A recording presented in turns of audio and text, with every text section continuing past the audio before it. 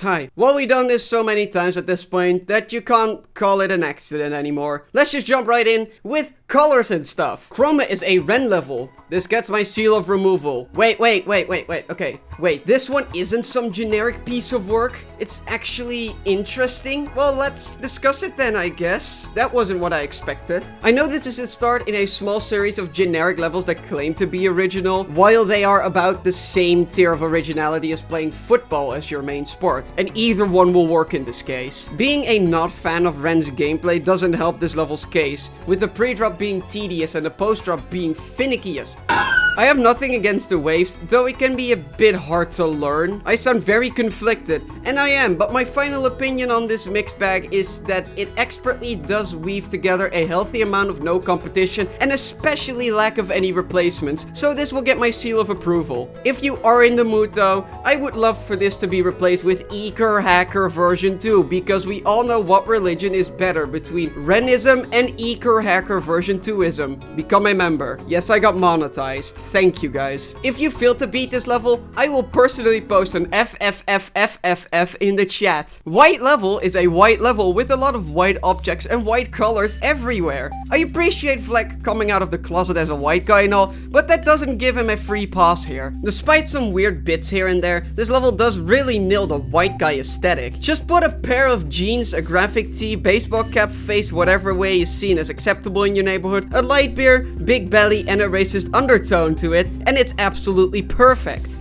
Just as I remember it from my childhood. The use of breakable blocks in this level is very unique, and for some reason is totally in line with pretty much every other tier having a level that uses them in a weird way. The average Twitch chat after being arrested gets my seal of approval. For those white supremacists, anything other than this level will give them night terrors though. Wait, what do you mean? What do you mean check the GDDP site? Okay, that makes you that happy.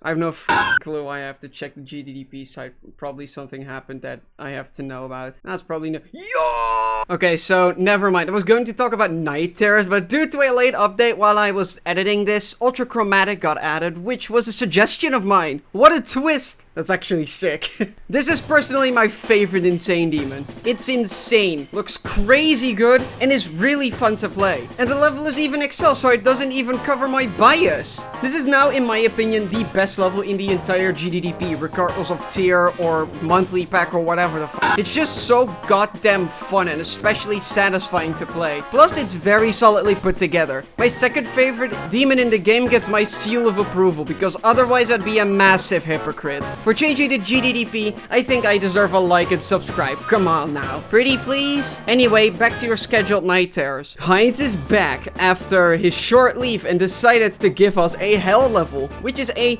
direction I didn't expect Hindes to take. This is kind of the beta male version of Devil Vortex, especially the monsters are just a bit less funny than the ones that Devil Vortex has. You know, the deformed, handicapped criminal dead brother type of thing. As someone who has played Devil Vortex far more than Night Terrors though, I can definitely say that Night Terrors is the one I prefer in every other way except for the Devil Vortex zombie giving better blowjobs. This is very much a first half heavy level, almost a textbook one in fact. Though that is some pretty basic and boring balancing, the banger creator Hindes himself has bigger fish to fry. This totally works. I give this my seal of approval. Partly because this place could have been taken by Clubstep Reborn as well, because that serves the same role. The next level is not great though. Of course, like all of you hardhavers and colon carriers know, this is a classic Zobros and Etzer level. Grinding this from zero, oddly similarly to Acropolis, also by Zobros, will drive you up the wall though. For those who aren't aware, this level is stupidly carried by its UFO parts, and also partly by the ship parts, but mostly by the UFO parts. The first like 30 or so % is just this stupid ass click sync cube that thankfully works better than the one in EXO. In my opinion, this is the hardest one to decide for this tier, because this level isn't fun. I do think it's both iconic and skill set specific enough to give this my seal of approval though. Just don't expect this to be the most enjoyable level. In fact, just expect to hate it. It's a level that will truly leave you sleepless. The most traditional level in this entire tier, because it's just a glow design level. Of course it has to be especially well polished to be here, which it is, don't you goddamn worry. As an overall safe insane demon to beat,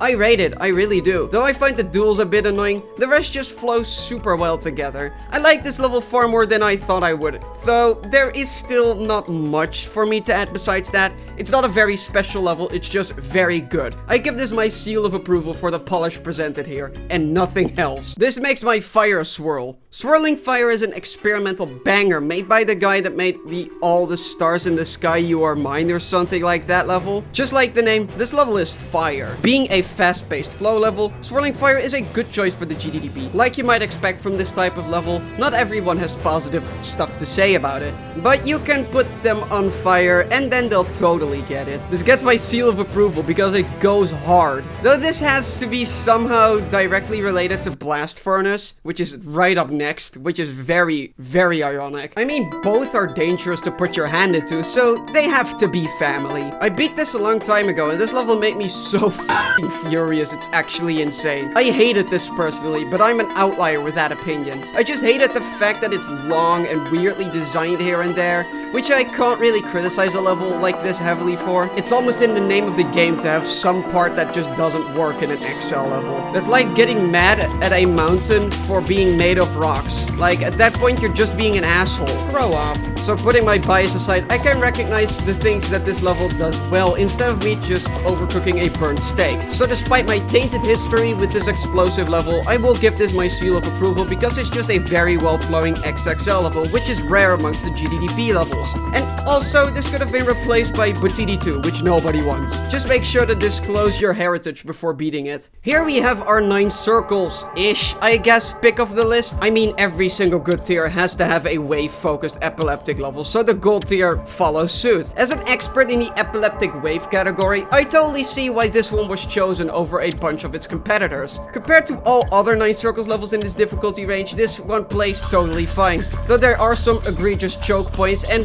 very long pre-drop sections that makes the Wall of China seem like a normal wall. How intimidating. Thy assert thy dominance on thy Wall of China. Similarly to that wall-changing racist, this is basically a biracial 9 circles level, with the effect being just barely 9 circles enough to count in my book. Also, the ending is kind of weird, but whatever, it doesn't really matter, you don't get there that often. This gets my seal of approval, mostly due to a severe lack of competition once again, but also partly because this level is actually decently enjoyable. You know what? This tier is actually pretty firewall so far. Just sad that Mr. Hindes himself has to ruin that. This is one of my least favorite levels I've ever beaten, which is almost exclusively because of the pre-drop. Like, my man Hindes could have made so many good things. He could have found a cure to cancer, made good gameplay, such revolutionary designs, yet he still winds up making the most exhaustingly boring pre-drop I've ever played in my entire 19 years of walking on this earth and using my lungs. From 36 and onward, the level picks up its pebbles and turns into a stone, because from here the level is actually playable. It actually plays very well, in fact. It's just so goddamn unfortunate that the first third of this level is just a complete firework eating festival. Not good on paper, and very painful in reality. So for that, I'll give this my seal of removal, and I'd replace it with game time, because that level goes hard as shit. It will also remind you not to deactivate your firewall again on your computer, even though you hate the geometry dash level. Okay, sure, game time is a 2-player level, but that's a good thing in this case, avoiding you a pretty cursed nightmare in the process. At least it's honest about its intent, I guess. My god, what is this level, and more importantly, why do I like it? Come on! This is a wild acid trip of a freak show, probably made for some kind of creator contest related to giving people horrible nightmares. I kinda like it, though some transitions and just parts in general are a bit rough to get through. Plus, this one part lags like a motherfucker. I don't have much more to add. Since it's memory adjacent, it just kinda has to be learned by the player, which is fine by me. I give this my seal of approval. Good job, Disposer's Demons, for biting me in the ass like 2 weeks later. That's some real sadism from the legendary Disposer's Demons demon. Anyway, why is this here?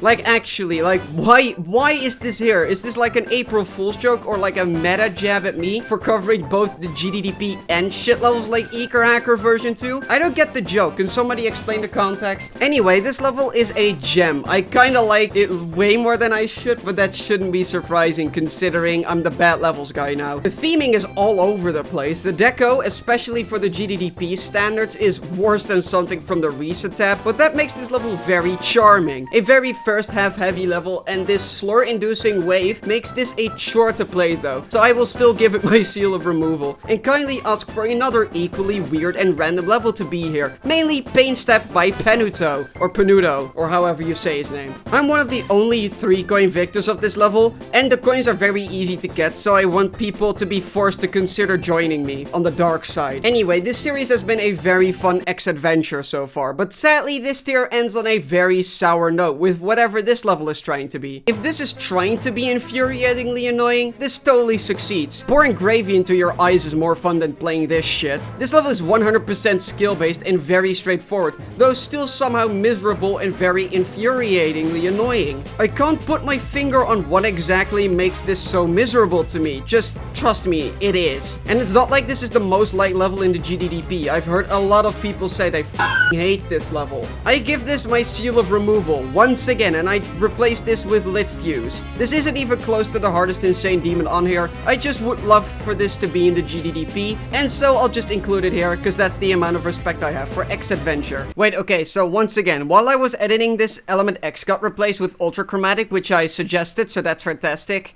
Well, not the Element X part, but the Ultra Chromatic part. Meanwhile, Sleepless, which is in this tier, also got replaced, so do keep that in mind. A lot of other levels in earlier tiers also got replaced, mostly for long-ass levels, which is a good change, I think, because I keep talking about how much I hate them, so shoving them down my throat totally will work. Anyway, the level that replaced Sleepless is Plummet, so let's discuss that one. This is a great XXL level, with especially great-looking decoration, with it going for this sort of artsy-fartsy style that I can appreciate a lot. It also features a boss fight, but this level shouldn't pose that much of a challenge if you're good at memory and XXL levels. And of course, I like it because it's a XXL memory level, for God's sake. It does take some inspiration from Future Funk and Future Funk 2 with these annoying ass orb saw blades, which is easily one of the least enjoyable and original ways to make a level. It's like the mindset of, oh yeah, play my awfully made gameplay, but if you skip an orb because I can't create gameplay for shit, I'll just kill you. Like, at least there's something funny about an invisible object just completely readjusting your route. This just isn't cool. Also, it lags, but what did you expect? Still, it's fun, and this could have been, you know, replaced by Future Funk 2, so this way it gets my seal of approval. And there you have it. This could have been a lot worse. Another quite solid tier, with the exception of the end there, where the GDDP mods decided to take kilograms of heroin or something, but we all know the quality of the Amber tier is a lot better than this. But that's for next time.